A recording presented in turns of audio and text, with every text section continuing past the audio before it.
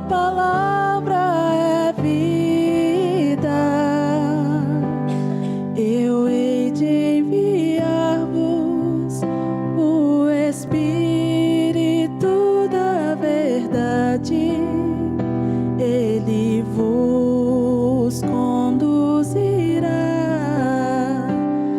a toda a verdade.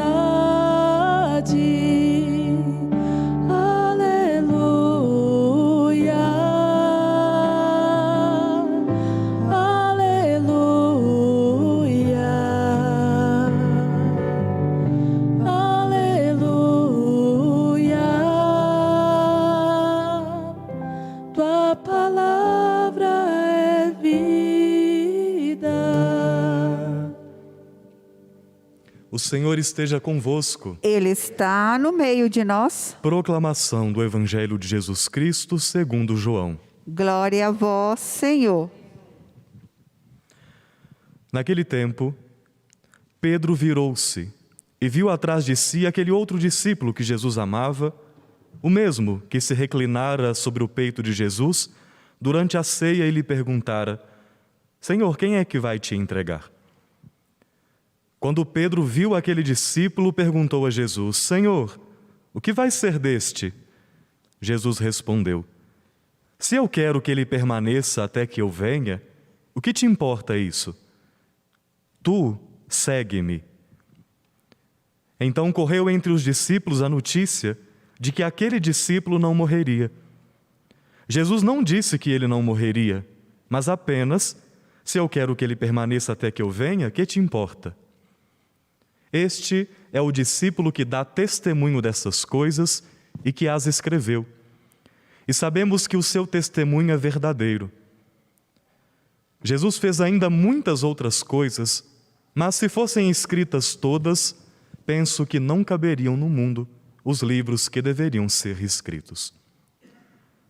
Palavra da salvação. Glória a vós, Senhor. Caríssimo Padre Wagner Calegaro, amados irmãos aqui presentes, vocês que nos acompanham pelo nosso canal do YouTube Mãe Piedade, também pela Rádio América e TV Horizonte, Rádio e TV da Padroeira de Minas. Hoje nós somos confrontados com um sentimento e uma atitude que também é nossa. A inveja, o pensamento de querer se colocar no lugar do outro, e até mesmo o desejo de querer se colocar no lugar de Deus. Nós vemos a atitude de Pedro, que nós ouvimos do Evangelho de ontem, o princípio deste capítulo 21 do Evangelho de João, em que Jesus diz para Pedro, dando a entender com qual morte ele haveria de glorificar a Deus. E quando Pedro toma conhecimento de qual seria a sua morte a partir do martírio, ele agora pergunta para Jesus a respeito de João, o discípulo amado. E João, como é que vai se dar a morte dele? Como é que ele vai ser entregue? Então olha só como já está a cabeça de Pedro, como era também a cabeça dos apóstolos do Senhor. Não se contentavam em preocupar só com a sua vida, mas queriam meio que entrar à frente do Senhor para poder, até se possível, escolher qual que seria o caminho daquele apóstolo. Justamente, talvez porque João era o discípulo que Jesus mais amava. É interessante a gente observar esse sentimento na vida também dos apóstolos. Porque é um sentimento que é meu e que é seu. É algo que pertence a mim, que pertence a você. O fator da inveja, o fator de querer se colocar no lugar do outro, e tudo o que isso pode causar no nosso coração é algo humano, que não escapa a ninguém, faz parte da vida de todo ser humano. E quando a gente percebe na vida dos apóstolos este mesmo sentimento, esta mesma atitude, isso não deve trazer para nós desesperança, mas conforto, porque a verdade é que todos nós somos frágeis, todos nós temos os nossos vícios, os nossos pecados, mas também todos nós somos fortalecidos pela graça do Senhor e temos a oportunidade de sermos santos, tal como estes homens também chegaram à santidade. Aqui nós vemos a vida de Pedro e de João, e hoje celebramos também a memória de Santa Rita de Cássia. São pessoas como nós. Não são pessoas que receberam um dom especial de não terem pecado, de não terem em si a inveja.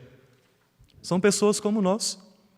Isso significa que eu e você também podemos confrontar os nossos desejos que não são bons, de modo que sejamos pessoas mais virtuosas, para, como diz a oração da coleta que nós ouvimos, distinguirmos a nossa vida como Santa Rita de Cássia, pela caridade e pela paciência. Esse é o caminho que o Senhor propõe a mim e a você. Santo Agostinho diz que a inveja é o pecado diabólico por excelência, porque da inveja resultam muitos outros pecados e muitos outros sentimentos que são ruins também para nós, como a tristeza, o ódio, a maledicência, o se alegrar porque o outro está perdendo ou está sendo destruído. E quando a gente percebe esse sentimento no nosso coração, é dever nosso transformá-lo para que ele não venha causar nem mal para nós, nem mal para a nossa igreja.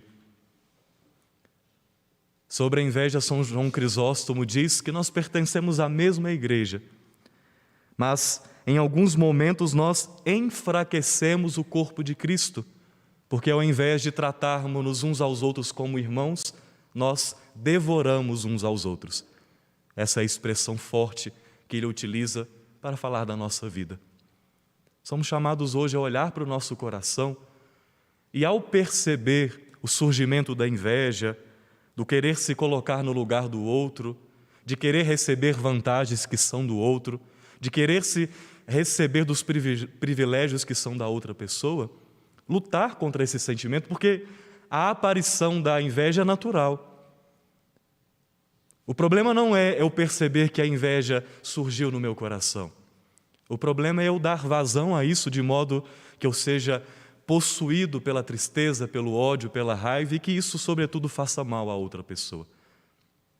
O problema não é o que surge no nosso coração, mas a maneira como nós vamos manejando esses sentimentos que aparecem dentro de nós. Dentro da igreja, saber entender que cada um tem a sua posição. Se eu tenho uma atividade em alguma paróquia, a saber que eu tenho ali a minha missão a ser cumprida, e não é porque às vezes o padre tem mais amizade com um ou com outro, ou porque fulano, que é coordenador, escolheu uma pessoa e eu não gosto dessa pessoa. Não se prender a essas coisas, mas prender-se ao seguimento do Senhor de simplesmente fazer a sua missão. Não olhar para o lugar do outro, para aquilo que o outro recebeu, para aquilo que o outro é, para a maneira como o outro está vivendo o seu ministério, mas focar-se em, com paciência e com caridade, seguir os caminhos do Senhor. Isso também na nossa família. Quantos problemas vão acontecendo dentro de casa e também no seio parental, a partir da maneira invejosa que às vezes se olha para o outro.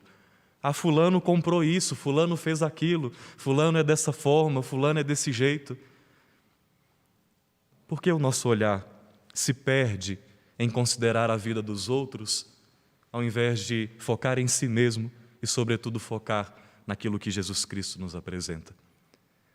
Talvez nós poderíamos dizer que todos os nossos problemas, no que diz respeito ao conflito com o outro, às brigas, às dificuldades de convivência, se dão nessa nossa incapacidade de agir com paciência e com caridade. Ao invés de atacar o outro, ao invés de invejar, ao invés de querer o lugar do outro, agir com paciência e com caridade, como nos ensina Santa Rita de Cássia. Não é um caminho fácil, certamente, mas é um caminho que, pela ajuda do Espírito Santo, nós podemos trilhar. Quando cairmos, quando nos percebermos em uma atitude que não é a atitude que o Senhor nos ensina, de ter humildade, de pedir perdão, de saber retomar, de saber refazer as coisas, porque a vida é um aprendizado. E dia a dia nós vamos crescendo na virtude que o Senhor nos chama a viver.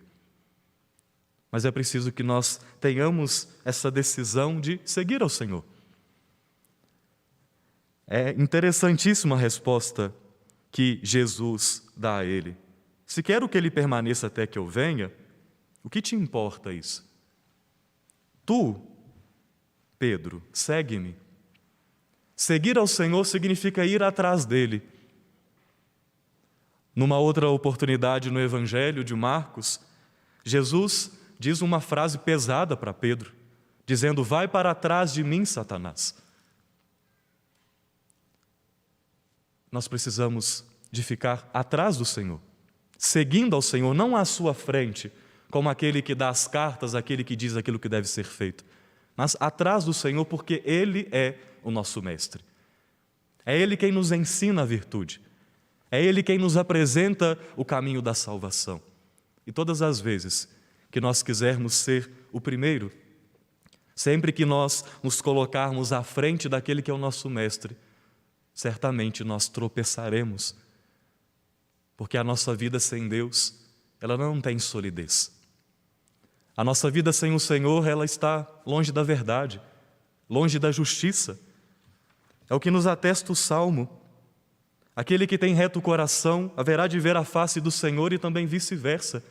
É na contemplação dos caminhos do Senhor, é na oitiva da sua palavra, da sua voz, que o nosso coração será um coração de retidão. Quanto mais dele eu estiver próximo, e quanto mais atrás dele eu estiver, mais reto o nosso coração será, mais próximo da virtude nós estaremos. Que nós possamos seguir ao Senhor, não ir à sua frente, mas atrás daquilo que Ele nos diz, atrás da sua palavra, atrás da sua autoridade, permitir que Ele nos faça crescer na virtude e longe de todos estes pecados capitais que nos levam ao mal e a fazer o mal, que nós possamos crescer de coração reto no caminho da justiça, fazendo aquilo que o Senhor nos ensinou, que é viver a sua santidade. No momento de silêncio, entreguemos a nossa vida ao Senhor, pedindo que Ele venha nos fortalecer, iluminando-nos pelo Espírito Santo, que Ele vá nos mostrando onde nós temos agido por inveja, causando divisão, rivalidade, de modo que a nossa vida seja uma nova vida, pautada na caridade, na paciência e no amor fraterno.